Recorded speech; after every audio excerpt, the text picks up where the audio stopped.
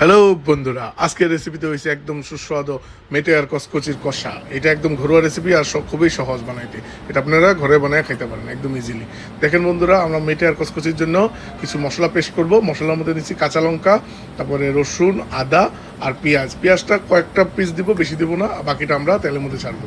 দেখেন তারপরে এটার মধ্যে আরেকটু অ্যাড করবো জিরার গুঁড়া আর মরিচের গুঁড়া। এইগুলি দিয়ে আমরা এটার পেস্ট করে নিব।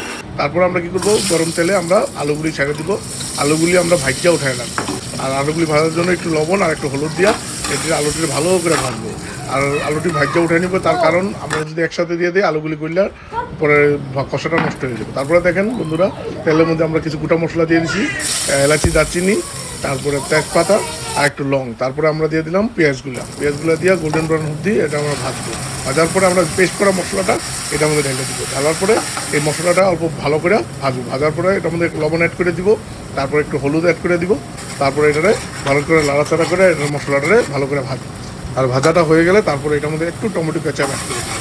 কেউ চাইলে টমেটো পিউরি করে দিতে পারে। তারপরে আমরা কী করবো, মেটে আর কচকচিটা এটার মধ্যে দিয়ে দেবো। দিয়া এটা নাড়াচাড়া করে এটা মাখবো। তারপরে আমরা যেগুলো আলু ভাজা রাখছিলাম ওইটা আমরা অ্যাড করে দিয়া এটা ভালো করে নাড়াচাড়া করতে থাকবো। নাড়াচাড়া একটু ঢাকা দেবো ওইটা সিদ্ধ হওয়ার জন্য। তারপরে দেখেন বন্ধুরা, তেলটা ছেড়ে দিয়া মোটামুটি সিদ্ধ হয়ে গেছে। তারপর আমরা কী করবো, এটা মধ্যে একটু ঠান্ডা জল দিব না, গরম জল দিব। তার জন্য গরম জলটা আমরা এক সাইডে করে নিছি। দেখেন এটা মোটামুটি গরম জলটা ঢেলে দিলাম। ঢালার পরে বেশি পরিমাণে না, একদম কম পরিমাণে, জাস্ট এটা বয়েল হওয়ার জন্য। দেখেন বন্ধুরা, এটা মোটামুটি আমার মেটে আর কচকচি এটা রেডি হয়ে যাচ্ছে। তারপরে এটা আমাদের একটু গরম মশলা বাইটটা দিয়েছি। গরম মশলাটার মধ্যে এলাচি, লং, দারচিনি এটা বাইটটা পরে এটা আমি ঢেলে দিয়েছি। এটা নামানোর আগ দিয়া দেখেন একটু। তারপরে আমরা ভাপ দিলাম। ভাপ দেওয়ার পরে রেসিপিটা পুরো রেডি। এটা আপনার রুটির সাথে, ভাতের সাথে ভালো করে খেতে পারেন।